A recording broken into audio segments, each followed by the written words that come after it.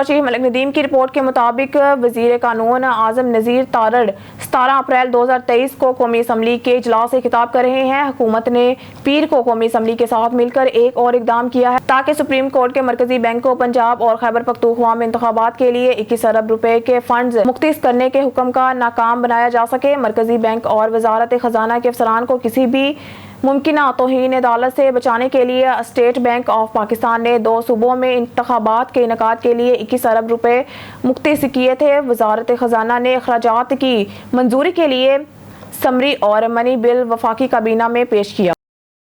Bureau chief Malik Nadeem की report के मुताबिक इस्लामाबाद सुप्रीम कोर्ट के अंदर जारी तनाज़ा के साथ साथ पार्लियामेंट के साथ मुमकिना तसादुम के पस मंजर में सबकी नजरें chief justice of Pakistan Umar Ata Bandial के वो अपने हम ख्याल जजों के साथ मिलकर अदलिया की तामील को कैसे यकीनी बनाएंगे। पंजाब असम्बली के इंतखाबात कराने का हक 14 मई को अदालत उज़्मा को 2 कैंपों में तकसीम किया गया है, जिसमें तकसीम हर रोज़ शिद्दत अख्तियार कर रही है और पिछले हफ्ते के वाक़यात के बाद वापसी के मुकाम तक पहुंच गई है। सुप्रीम कोर्ट इस वक्त 8 से 7 जजों के 2 हिस्सों में बटी हुई है, जिसमें 2 सीटें गुज़िश्ता कई माह से एक कैंप सीजेपी बंदयाल की हिमायत करता है, जो निज़ाम में तवाज़ुन बरकरार रखने में मुसलसल तवज्जो मरकूज़ करते हैं। सुप्रीम कोर्ट का अक्सरियती तबका चाहता है कि पंजाब असम्बली के आम इंतखाबात हर कीमत पर अगले माह कराए जाएँ।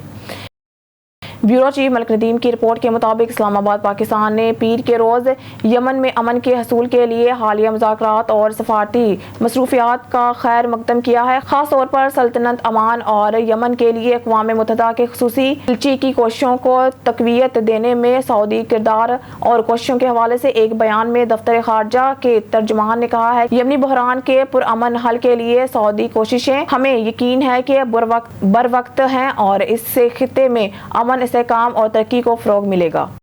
ब्यूरो चीफ मलिक नदीम की रिपोर्ट के मुताबिक अफगानिस्तान में अमेरिका के साबिक नुमाइंदे ज़ल्मे खलील ज़ाद ने इतवार को अपने ऊपर लगाए गए इल्ज़ामात की सख्ती से तदरीक की है। वो किसी मुल्क या फर्द की जानिब से लाभंग कर रहे हैं। उन्होंने पीपल्स पार्टी के शरीक चेयरमैन आसिफ अली जरदारी के बयान के जवाब में जोर देकर कहा है कि वो किसी शख्स या कौम के एजेंट नहीं है। पाकिस्तान में बढ़ते हुए बहरान पर अपनी शदीद तशवीश का इजहार करते हुए खलील ज़ाद ने वाज़ेह किया है कि वो सिर्फ ये तजवीज़ कर रहे थे कि पाकिस्तान को इससे निमटने के लिए क्या इक़दाम करने चाहिए।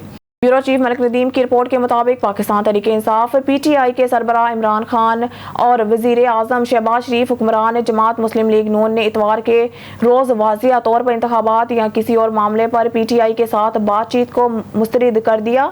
जमात इस्लामी की उम्मीदों पर पानी फिर गया, जिसने एक दिन कबल हुकूमत और अपोजिशन के दरमियान मुज़ाकरात शुरू करने की कोशिश की थी। जुदा सियासी तातुल को ख़त्म करे। वफाकी वज़ीर इत्तलाआत और नशियात मरियम औरंगज़ेब ने बताया कि पाकिस्तान डेमोक्रेटिक मूवमेंट पीटीएम के सरबराह मौलाना फजलुर रहमान के ऐलान के एक दिन बाद पीटीआई के साथ कोई मुज़ाकरात नहीं होंगे। ना तो इनकी जमात और एफयूआई। मौलाना ने पीटीआई के चेयरमैन और मौजूल वज़ीर आज़म इमरान खान को मुल्की सियासत में एक गैर ज़रूरी अंसर करार दिया था। न्यूज़ स्टूडियो से फिल वक्त के लिए इतना ही। मज़ीद न्यूज़ अपडेट के लिए देखते रहिए ऑन न्यूज़।